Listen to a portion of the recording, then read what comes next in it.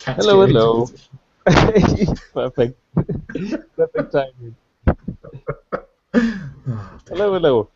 Welcome to the Ubuntu Community Q&A. We're here to answer all your questions today, and I just had a chat with Jose, who reminded me to ask you all to subscribe to Ubuntu on Air on YouTube, on Twitter, on Google Plus, and everywhere else. He also told me that he's going to be on vacations until April, which I just can't get out of my mind. Wow, No, that's some serious vacationing he's doing there. it is. Alright, so if you're watching this through ubuntuonair.com, there's this chat widget below the video, and you can just use your favorite nickname, join the conversation, and ask all the questions you might have. When you ask questions, please prefix them with question in capital letters, so we can more easily pick them up. Right. With all the admin out of the way. Get attacked by my cat. I think you can hear your voice in my headphones. What's his So name? yeah, we do Salem. He's getting a bit old now. He likes his cuddles. A bit like me. So yeah, we do these every week, and we welcome any kind of question at all. Ask anything. If they're kind of tech support questions, then we might throw you somewhere else, like Ask Ubuntu or Hash Ubuntu IRC channel on Freenode, because we're not really set up to give technical support, answers here. But feel free to ask anything else you like. Nothing's out of bounds or off limits. You just might stretch our knowledge a little bit, because sometimes there's things we don't know, unbelievably, but hopefully we know where to find the answers, and we can tell you where to find the answers. Brilliant. So there's one other announcement we probably have to make about finishing off this week, the Scopes contest. So tomorrow, I believe, if you go to developer.ubuntu.com right now, there's a link on the front about the Scopes contest, which we're running a little competition. We do these every so often, and the goal is to write a scope for this contest and get it into the Click store, so that people using Ubuntu on a phone or a tablet can install that scope and then use that new functionality. And we've got some criteria on the website, if you go to developer.ubuntu.com, detailing what we're looking for, and you haven't got long left, so starting now would probably be a bad idea. But if you've already started, then you need to get it uploaded to the store, and also there's a little form you need to fill in to enter to the competition, so that we know which are the entrants and which are just scopes that have been uploaded to the store by other developers. So we look forward to reviewing those over the next week or two, and then we'll announce who the winners are, probably in a blog post on developer.ubuntu.com, I would imagine. Yeah, so a number of great contributions already, so I'm looking forward to seeing more and more and more. And also there was a second announcement. You wanted to talk a bit about the Core Apps Hack Days, right? I wasn't going to, but yes, we can do. Yeah. Because I'm going to write a blog post about it. But yeah, so we've done a bunch of these hack days in the past for Core Apps. For those who don't know, the Core Apps, I mention this now and then, is a bunch of applications, some of which ship by default on our Ubuntu phone, others that maybe don't ship by default but are super cool apps anyway, that you might want to install immediately after buying the phone.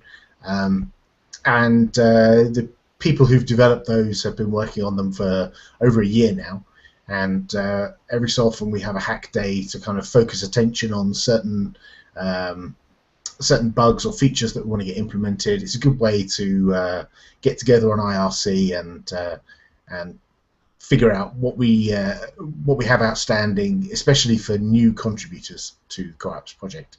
So if you know a little bit about QML or C++, we've got applications that cover both of those, C++ and QML. Then you'll see a blog post very shortly from me, and we'll hang out on IRC and rock the Core Apps.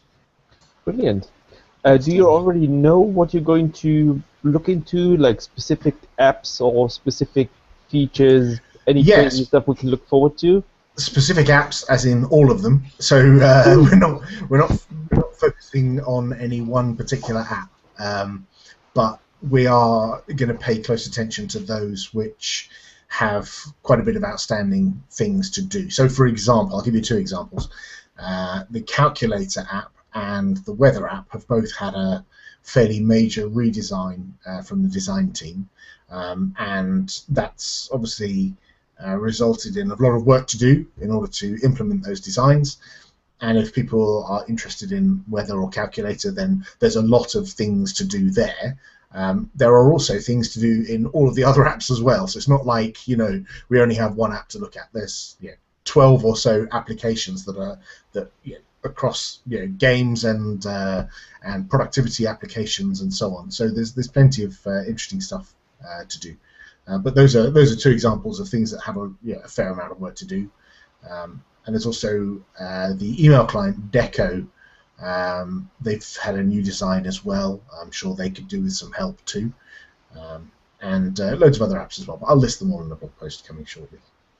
Brilliant. Another thing that I just wanted to ask, Alan, I'm not sure if you've already. I had a call with Nicholas Cax last night, so I'm not sure if you've spoken to him since then. But essentially, Nick, or Balloons on IRC, is our QA overlord in the community team, and he's been helping contributors who have not who have had more interest in providing better QA for these apps to write autopilot tests, which are essentially automated tests that are run every time we do a commit on these apps. One of the things that he's been working on lately has been on having a set of resident QA engineers for some of the teams in Core Apps. And one thing that we discussed last night was that it'd be great to have like a QA day as part of the Core App Hack Days, where essentially, in addition to just hacking on a particular set of apps, there will be an extra focus on quality. So one of the things that we were discussing yesterday was to do a hangout, essentially on how to get started with autopilot. Awesome. So this will be a nice thing to have as part of the Core App Hack Days. Yeah, absolutely. I'll factor that in as well.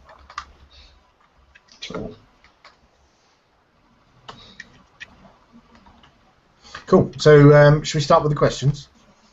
Let's. Yay. Right. Yeah. Go on. Sorry. No, go on. No, you. No, you first. Go first. You. With triggers, it's even funnier. So I think the first one I can see is from Jay Gray. Yes. It's the first one that's highlighted in my ones that have the word question in. It says, are there any developments regarding the Ubuntu phone platform? Ooh, that's a rather broad question. So I'll answer it in like 3 different ways, and then the other guys can add in whatever they think as well. So are there any developments? Yes, all the time. It's like the primary thing that the engineering teams at Canonical are working on is the phone platform. So yes, constantly we're always implementing new features and bug fixing and performance tuning and hardware enablement. All of those kind of things are ongoing. So as an example of a couple of things that landed fairly recently, last week we enabled the ability to add to make paid apps available in the store. So you can now upload your applications, your games, or whatever, and set a price point, and people can buy them through the phone. So things like that are landing in the phone. We're also doing a lot of testing and targeting of high priority bugs and working on those high priority bugs as we lead up to the imminent release of a phone from a partner. And then there's the ongoing pipeline of work like hardware enablement for the next partner of the next device that's coming after that. So there's like a continuous stream of work going all the time, and you'd be forgiven for thinking that we're doing nothing because you've seen no phone, and there's no button you can press on any website anywhere that is buy an Ubuntu phone, and don't think that as a result of that we're not working on it. It's constantly being worked on, and we're somewhat dependent upon a few factors that are within our control and some that are outside our control. So bear with us. That's my answer anyway. Well, that was one complete answer. So I'm not sure what to add on it, other than stressing that, like, yeah, Ubuntu Phone is happening all of the time. We're constantly working on the phone. You can see it on the mailing list. Also, well, this is not public. We're constantly engaging with the hardware manufacturers.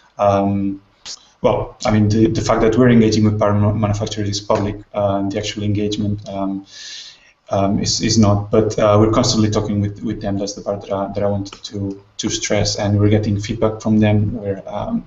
We're doing our own QA. They're doing QA as well. So in the end, we've got a really, really rock solid platform.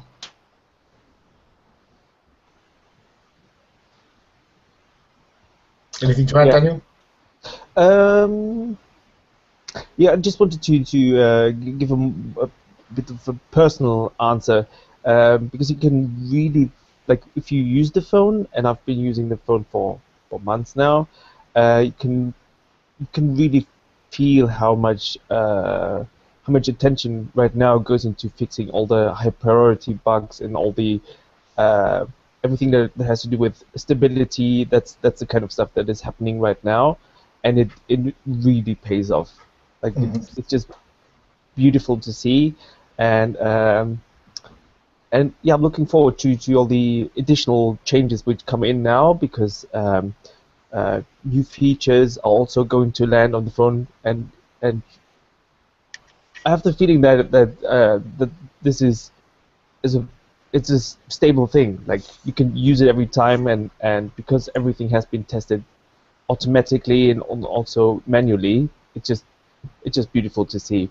And what I really love is all the new scopes which are coming in. Yeah, love the point of interest scope. It's just brilliant. Cool. So should we move on to the next question from Nightmare? Hello. Says, will the Ubuntu server platform be rolled into the convergence strategy? Ooh, that's an interesting one. So mostly when we've talked about convergence, we've talked about it from a number of angles. One, we've talked about it from the application developer point of view, that the app dev can create a single piece of code that can adapt its UI across different form factors. So the typical phone, tablet, desktop, TV, fridge, toaster, whatever, watch, whatever devices may come in the future, I don't know. But the typical example we give is phone, tablet, desktop.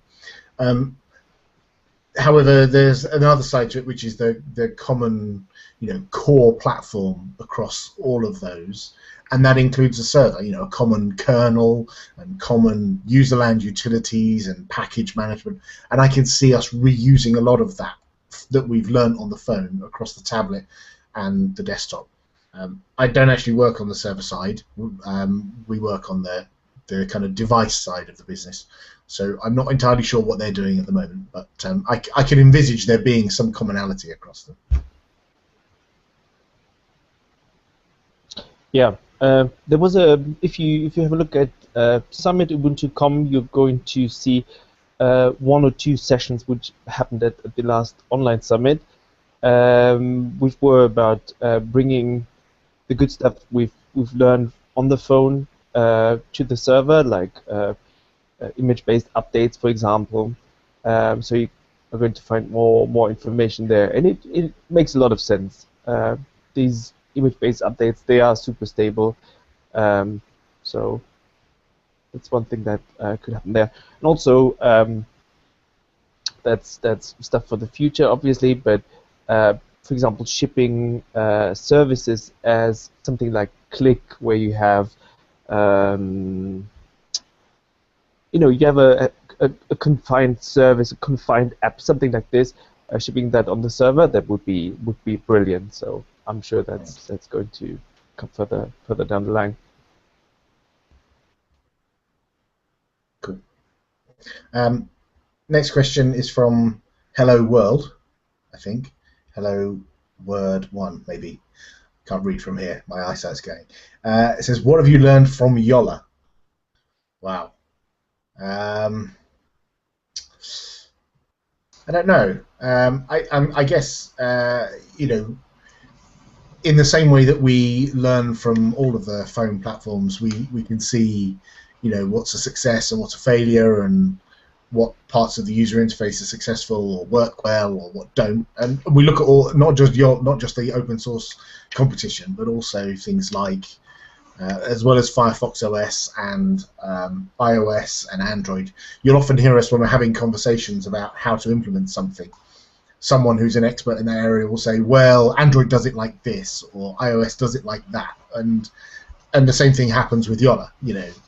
Well, Yola implemented it in this way or that way. And there are people inside Canonical who have iPhones, there are people with Android devices, people with Yola Sailfish devices, and I've even got a Firefox OS phone as well. So we all look at all of the different competitive offerings, and I think we learn from all of them, really, even BlackBerry.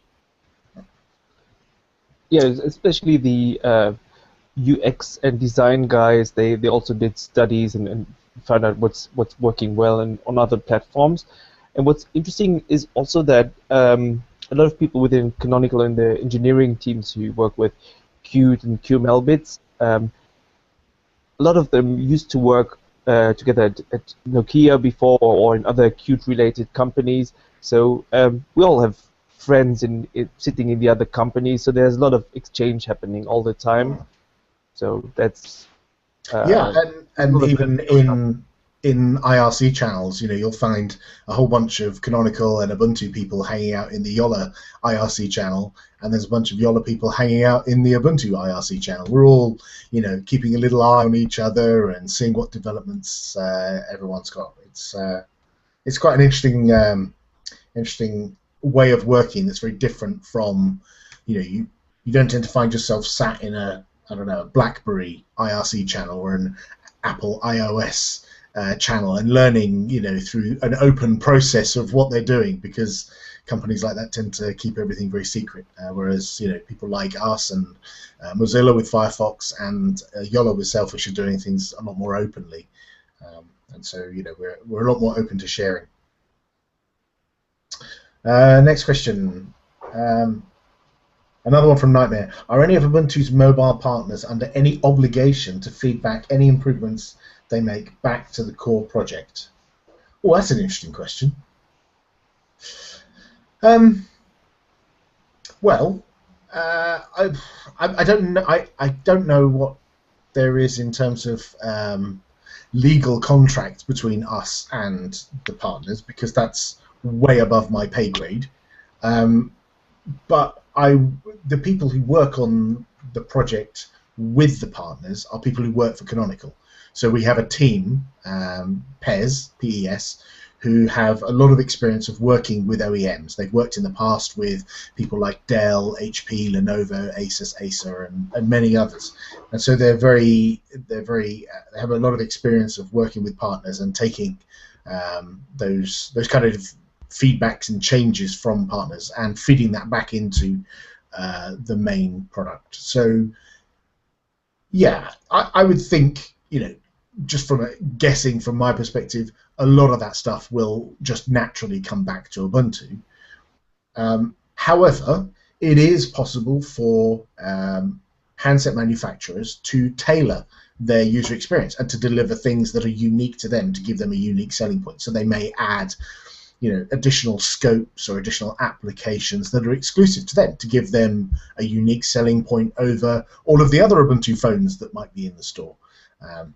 I'm kind of spinning forward a year or so here.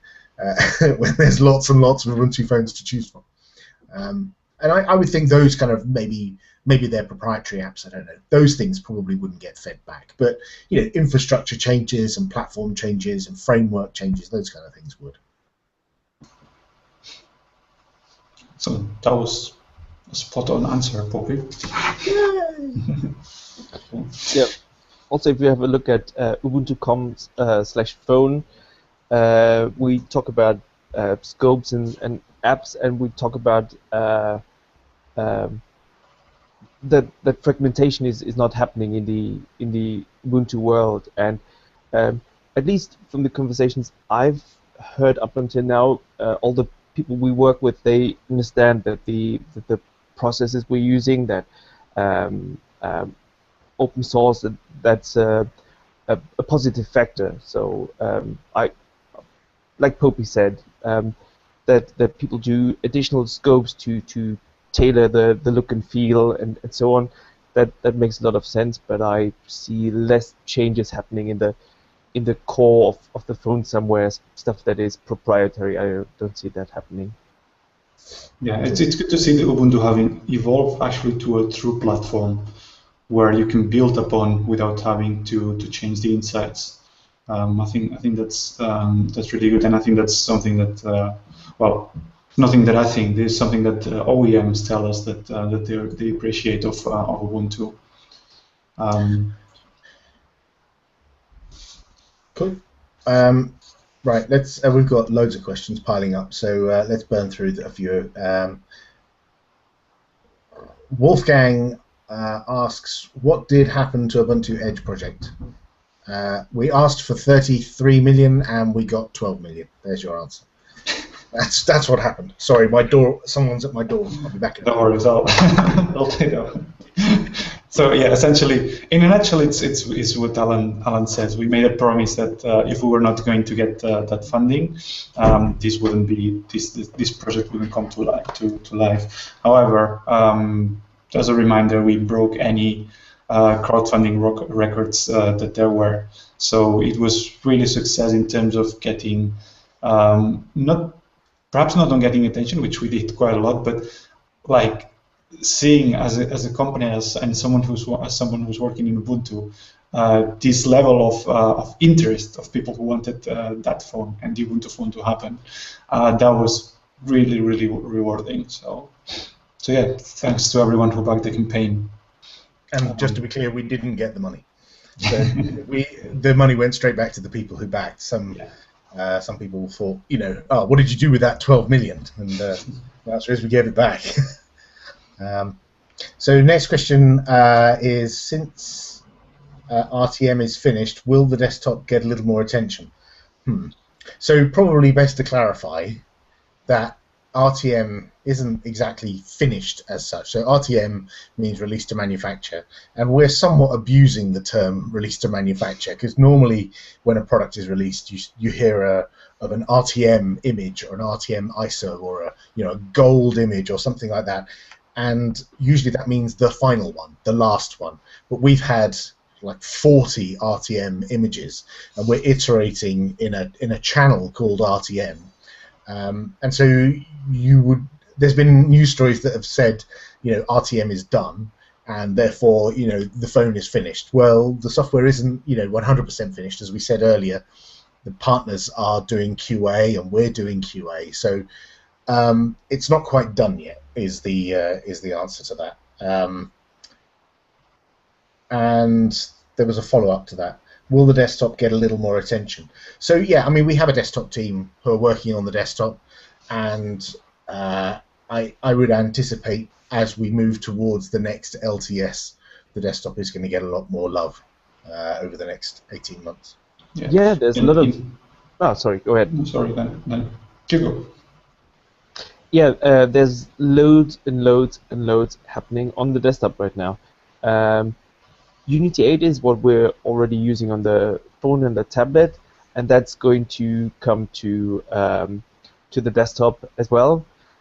So right now we have a lot of people working on bringing this actually to the desktop.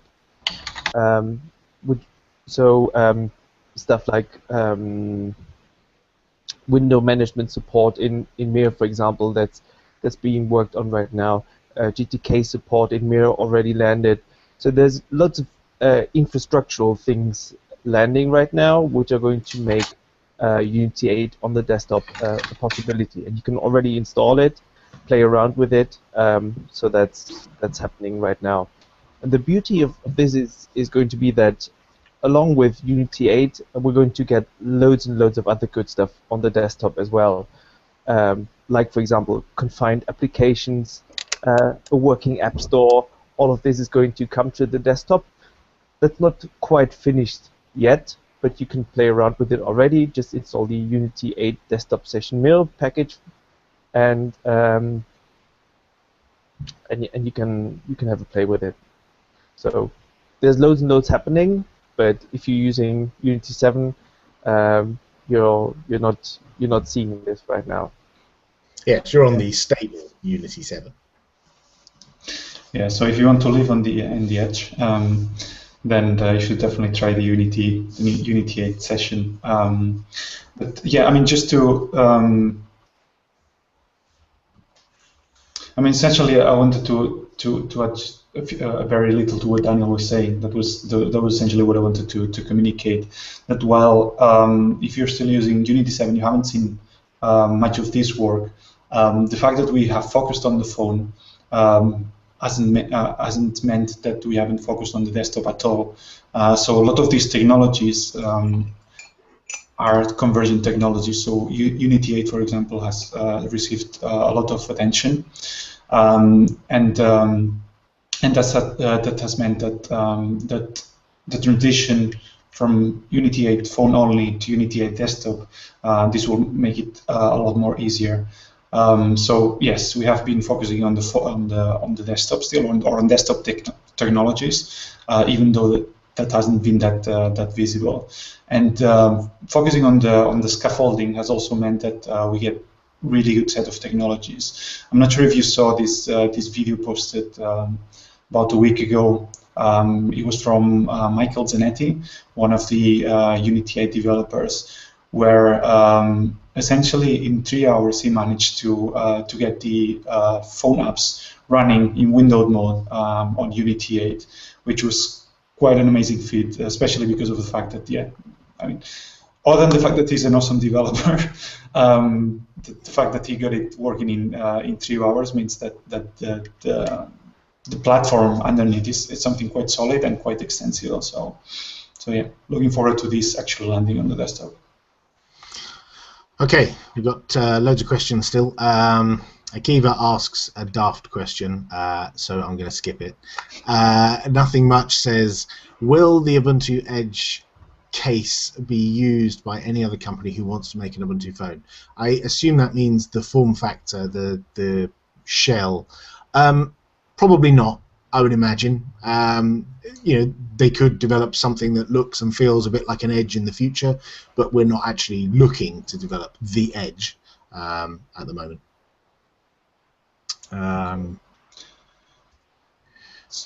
So let me just take that one. I think perhaps one of you guys will have to answer this. FDASSDFF is asking, is there any possibility of getting Deco and a PPA for use on the desktop like the rest of the core apps? I'd love to test it. I haven't tested it myself, but I think we've got that PPA already, don't we? Daniel, you had it building, didn't you, in your own PPA? Yes. I don't think it was the Deco build, but I can look into it. It shouldn't be too hard to take the bits we used to have in the daily build and get it to work. Oh, that's right. It was a Trojita. It was the Trojita build, right. Yes, right? That's right. So Deco has, if you're interested in Deco and testing it and providing feedback and helping out in any way, there's a Launchpad project called Deco, DEKKO, which is the email client that's in the store. It's a community-maintained fork of Trojita, and they have an IRC channel, #Deco, DEKKO, and you can drop by there, and the guys will certainly point you in the right direction. But yeah, we'll have a chat with them and figure out if we need to put it in a PPA. If it's not already, I don't know if Dan's already put it in a PPA. He may well Next question from Nightmare: is Ubuntu TV still a thing? Nobody's working on it right now, so it could be a thing in the future, but nobody's actively working on Ubuntu TV right now. Right, but I mean, it's still, I mean, given the fact that we're working on conversion and different form factors, as Poppy is saying, this is something that could be a thing. If you go to, if you're interested in a project, if you go to .com/ I think it's /TV, or otherwise it's in the Ubuntu.com header. The project is there for anyone who's got interest in picking that up, and also. As a company, Canonical is always working on, is always looking on opportunities to work with partners to make such products reality. Paybot says, community testing.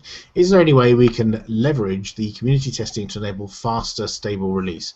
If I understand, there's Autopilot and QA which does manual testing. All the vivid devel images are very stable, but they do not get any of the QA work as it's only focused on RTM. Sounds like a question for Balloons. But yeah, the short answer is we have limited resources working on a smaller number of images, and we have a number of channels with images in them, and we're focused totally on the RTM channel at the moment. I would say get in touch with Balloons. I don't know if they are planning on having community people QA the images in the same way that community people QA the desktop images. It does make total sense. The difficulty is people need devices, whereas with a desktop ISO you can grab that ISO and use it on pretty much any PC. With the images that we're making for the phone, you really need to boot them on very specific images. So it has to be a Nexus 4 or it has to be a Nexus 7. So we're it makes the pool of people who could potentially contribute to that much smaller than the pool of people who could test a desktop ISO, for example. Yeah, and to add to that, the QA team is looking into infrastructure to help people contribute as well. But at this time, as Poppy is saying, and as Nick Skaggs is saying on IRC himself, the best thing to do is to get in touch with him, with Balloons on IRC. You'll find him on #Ubuntu-community-team or #Ubuntu-app-devel on Freenode, and he'll direct you to the place to go. And also, if you're interested in the roadmap, he can tell you more about it.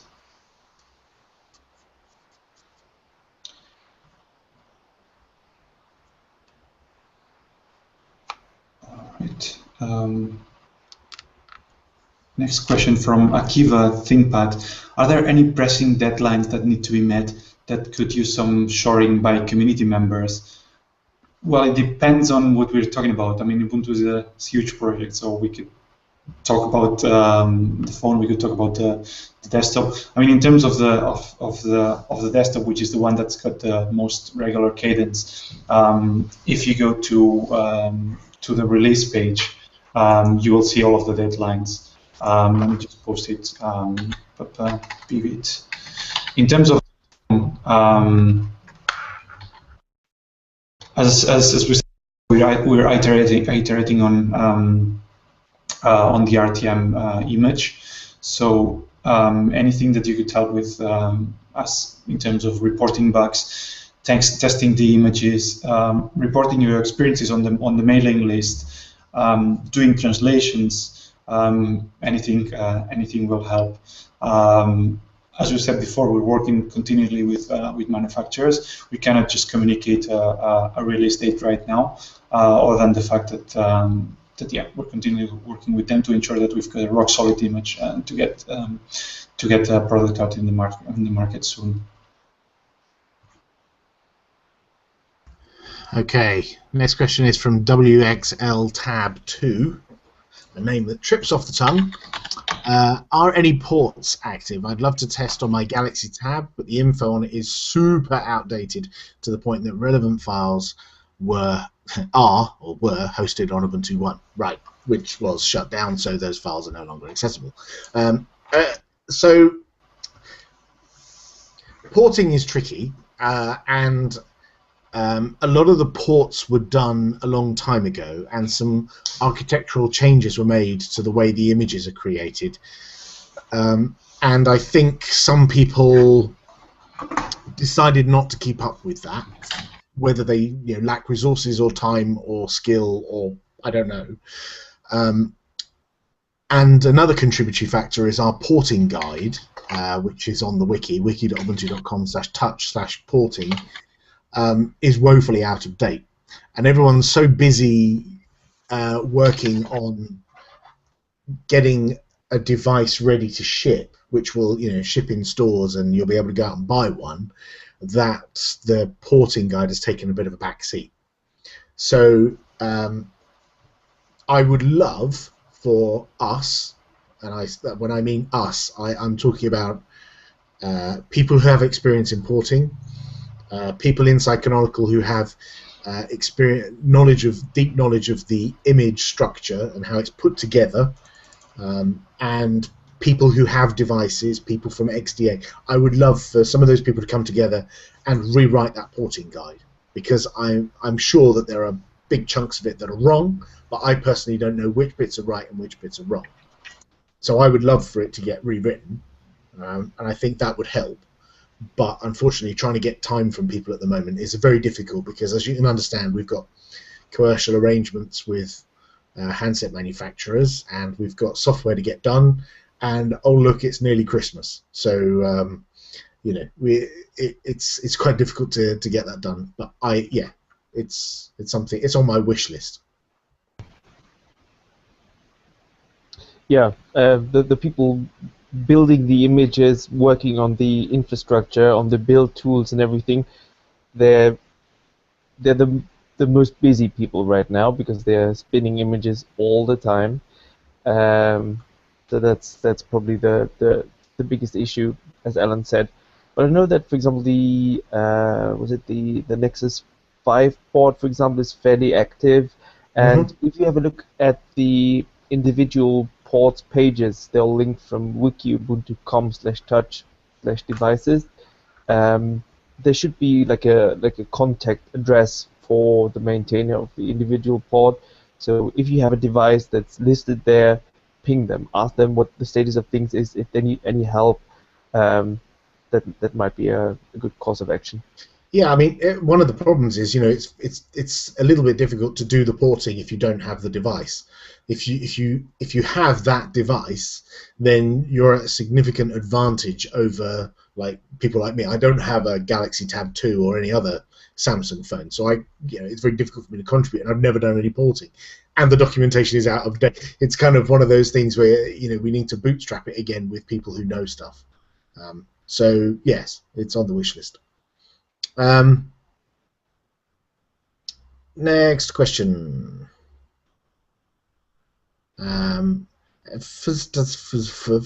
Says, technically, I guess this isn't a question, but I came in late.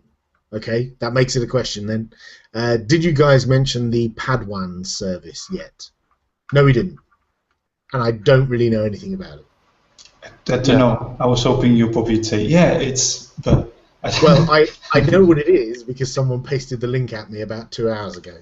But other than that, I don't really know anything. I think it's comprised of a bunch of people who were part of the Ubuntu beginners team, and I think they've created something called a Linux Padwan, which if you go to, I think it's linuxpadwan.com, I think. I hope I don't give people a dodgy URL. No, it is. It's wiki.linuxpadwan.net. Or probably just linuxpadwan.net, and it's a site that aims to create tutorials which are cross distro, so distro agnostic tutorials and help for people just getting started with Linux. So there, now we've mentioned it. Yeah, looks like a great initiative. I mean, just to learn from it now, I'm just looking at the page, and it looks like a great idea, and it looks like great people are also behind it. So that's really cool. Awesome. Right, we've got 20 minutes left and a few questions. Taybot, I never know how to pronounce that. Will apps be able to open under 1 second? For the moment, it's hovering between 4 to 5 seconds. Is there anything in the pipeline, hardware or software, which will improve app startup time? Good question. So I know this is an ongoing topic of discussion, and I know there are things being worked on in order to improve that. It's a tricky one. I know that I was having a chat with one of our hardware, one of our engineers who's very good at doing porting to various devices, and he has a lot of experience about application startup. And he was telling me about how it's a hard problem to solve for us with our infrastructure, infrastructure as in the platform, and the problem has been worked around on other platforms. The way Android gives you fast startup and the way Yola gives you fast startup is something that technically we can't do right now, but we're looking to implement the bits to make that possible. There are other things we've done to mitigate that problem. There's been tweaks to Upstart and tweaks to the way QML applications runtime is cached on the device. But yeah, I know it's a priority, and I know it's something that we are focused on. But I don't know any specifics other than that. Do you guys? No, I think you covered it pretty well. So we've got Rail GC asking, I get surprised how simple and nice Upstart is. Since systemd is so controversial even on Debian, any chance Ubuntu keep Upstart at least in the next releases? I think what we're doing here is we're going with what Debian are going as well. This was the decision, so that it. I mean, quite a lot of the infrastructure of Ubuntu. I shouldn't say infrastructure. Quite a lot of the Ubuntu. What's the word for it? Part of the Ubuntu platform, part of the or the plumbing, perhaps. Yeah. Comes directly from Debian. So Ubuntu benefits quite a lot from Debian contributions and from the work of Debian developers. When the decision was made to go with systemd, there was a decision also within Ubuntu on what to do next. And even though we still believe that Upstart was the way to go, there was a compromise made to go with what Debian chose. So there is ongoing work on integrating systemd. So I don't think we've got in the pipeline changing that in the near future. So yeah, we're staying for systemd for the moment. Yeah, it always sounds easy to keep an option around, but this is it would be incredibly expensive to allow two different startup or two different init daemons. It would be very expensive to keep those around. And the decision also didn't come lightly in Ubuntu, because we had a lot of experience with Upstart. We've been using it for a couple of years.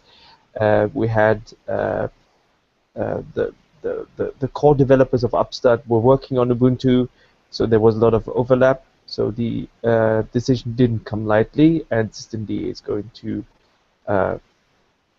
be the immediate future of Ubuntu. I mean, we actually use Upstart pretty heavily on the phone. It's used for application startup. When you start an application, it's Upstart that manages the startup applications. So there's a lot of work for us to do. Not only migrating the desktop and everything else to systemd, but also the user session on the phone as well needs migrating too. So yeah, there is a lot of work, and that work would be so much greater if we had to keep multiple init systems around. As Daniel says, it's just not practical. And most of our users shouldn't really notice a big difference. I mean, we're still talking about services being started and apps being started. It's not a very exciting topic. It's not what will win the next few millions of users over. So, and all of the, I pretty much guarantee the vast majority of those millions of users don't care upstart or systemd. They just want the thing to work. What's more important to them is, can I make phone calls? Can I open the LibreOffice document? Can I send an email to my friend? Can I chat, with them on popular networks, stuff like that? For them, this is not a problem. It's a problem for us, but okay. Next question, Akiva, could your phones ever be made to use coreboot? I thought coreboot was an x86 only thing. I don't know. If coreboot works on ARM, then yeah, maybe, but I don't think it's something we're actively looking at. No, yeah, and from what I see, it's tailored at other than architecture is tailored at BIOS for PCs, and it is not actually how phones boot. So yeah, I'm not sure if it actually applies. But yeah, I mean, if you've got any ideas or if you've got any pointers on how this could be made to work or which benefits this would bring, I think we'd be happy to hear that. The usual benefit that people give on the PC side is that it makes the device more free software friendly. Right. So a device that boots coreboot is booting a free software BIOS, and then if you put a free software operating system on there, potentially you're fully free software all the way through the stack. The problem with phones is they have giant binary blobs for things like GPU and radio and GPS and stuff. So even if we did that, it's only one part of the equation. I'm just reading between the lines as to what Akiva was going for when he was talking about coreboot. Cool. Next question, can the Ubuntu SDK work on 15.04 Unity 8 yet? Ooh. I haven't tried it. That's a good question. Either. I think it should work. The only thing is that we don't have a framework defined for 15.04 yet, so you might not, well, you will get applications to work, I think, if the SDK works, but you cannot then upload them specifically for 15.04 to the store, but you can upload them for previous frameworks. So I read that slightly differently. Can the Ubuntu SDK work on 15.04 Unity 8, meaning can I use Qt Creator on Unity 8? Oh, right, yeah, I missed the Unity bit. I don't know. Yes. So the SDK works on Vivid. I'm using it on 15.04 already, but I haven't tried it in the Unity 8 session. Right. Cool. Next question from WXL Tab 2. Python support in the SDK? Pretty please? I don't think there's going to be support for Python, at least official support. I think you'll be able to run Python apps, but it won't be anything that's supported. And the reason being because, as we mentioned with systemd, supporting additional options or additional frameworks is pretty expensive. So we want to focus on having a really, really good polished experience for things that we're focusing on, meaning QML apps, HTML5, and scopes. And this has meant that the technologies we go for, more than HTML5 tech, it's been Qt, as in C++ using Qt framework or QML. So in principle, we're not focusing on Python. That said, there's this project called PyOtherSide. PyOtherSide, thanks, Bobby. And some community members, actually one canonical engineer has been working on this in his spare time. So there's efforts on getting this to work. The idea being that you ship the full runtime inside your Click package. So technically it works, but it is not supported by the SDK. Right. In the same way that we don't, in inverted commas, support Java on the device, yet we already have an app in the store that ships an entire Java runtime environment inside the Click package. I keep talking about this because it never ceases to amaze me that someone's actually done this. But yeah, if you install the Bitcoin app from the store, it ships us. It's a QML front end with a C++ plugin and a Java runtime and some Java classes in there as well, which is why it's about 50 megabytes in size. It's like the biggest thing in the store, and that's why, because it ships all this runtime, stuff in there. But technically these things are possible if you're willing to put a bit of work in and ship all the dependencies inside your Click package. Then possibly you could ship a Python application that used Pygame or something like that. That may be possible. I don't know. Next question.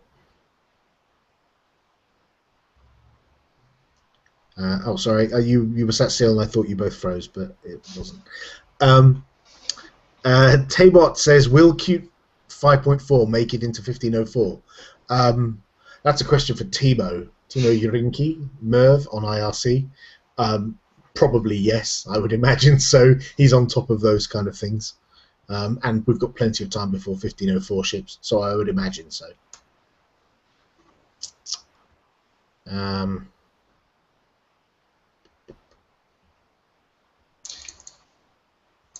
There's another question, Akio, I think, but how does DPM pronounce PostgreSQL? Like that. There you go. That was your answer. All right. That was an easy one. So we've got 10 minutes left. Get any last questions in before we wrap up? Yeah, it seems that there are a few questions without question. Oh, I've missed those. I'm only looking at the highlights. So yeah. I'm just trying to scan if there's any conversation in between. So one of the questions was why. Oh, wait a second, I've just lost it again.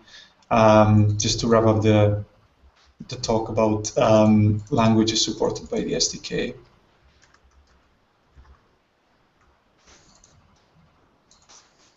So why the two languages suggested C++ and JavaScript? Well, in fact, what we suggest, or what the SDK supports, is the Qt framework.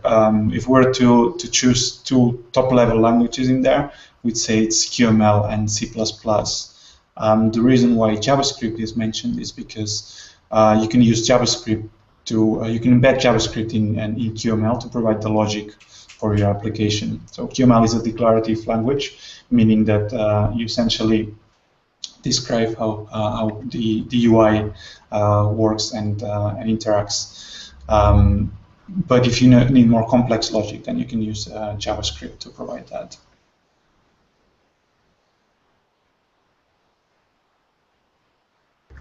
Mike was looking for my cat.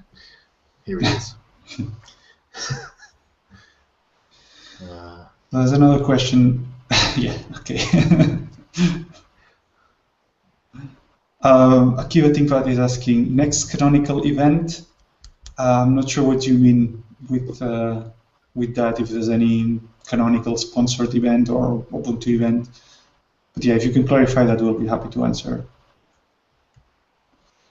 And just Caracas is asking, can you also use an external SQLite database? I'm not sure in which context that is, but yeah, you can use SQLite with QML apps.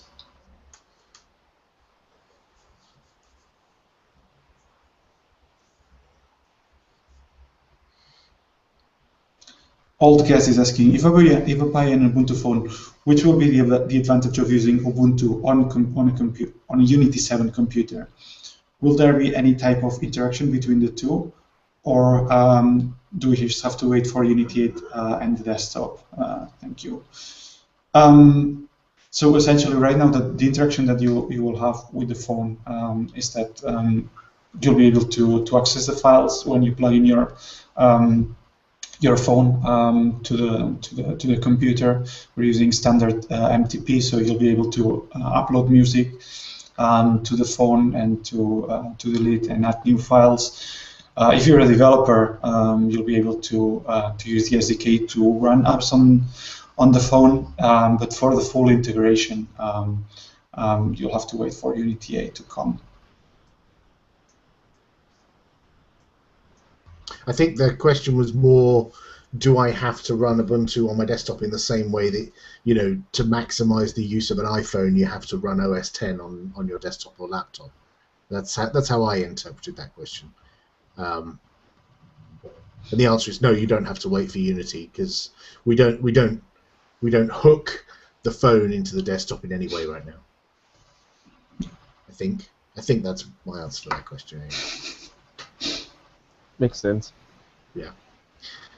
Will there be a way to create apps via bookmarking a website? Oh, yes, I would like that. That's a web browser app feature request, that is. So you're on. I take it from this you mean I go to a website that I use a lot and I want to press a button and that adds an icon to my list of applications, so that when I press that button, it launches a web app that just goes to that page, which is, you know, very common on iOS. People bookmark websites and add them to their home screen. I would love this feature as well. Yeah, that would be nice. Well, I'm not quite sure the way web apps work. You have to specify which class of URLs is counted as this app. And sometimes, for example, if you wanted to do a Launchpad web app, you would also have to include stuff like Launchpad librarian.net, like other URLs, and that might be a bit hard to guess. But I don't know. Yeah. It sounds like a feature we could do. Yes, we should. Yeah. We should file a wish list bug for that. I'm sure someone has it on the roadmap at some point. Akiva asks, why does Qt Creator tell me it cannot find valid kits for creating Go applications? Where can I grab these kits from? So, these are the kits refer to the cheroots on your local machine, I believe. I've not tried developing Go applications, so I haven't seen this problem. I mean, what I would recommend perhaps is to go. This looks more like a support question that we could help you with on the Ubuntu App Devel channel. So what I would suggest perhaps is to jump in there, ask the question, and then we can follow up with the details. Right. I don't see any more questions, and we're 2 minutes before the end of time, so I think it's probably best we wrap up at that point. Excellent. Especially as my cat's claws are digging into my shoulder. All right. Yeah, thanks a lot, everyone. I think next week it's going to be Nick and Mike again. And just to make Jose happy, be sure to subscribe to Ubuntu on Air on Twitter, YouTube, and everywhere else. And I think that's it. Have a nice day, everyone. Yeah, thanks for your questions, everyone. There was loads of really interesting questions there. Thank you. All right. Take care. Bye-bye. Take care, everyone. Bye. Bye.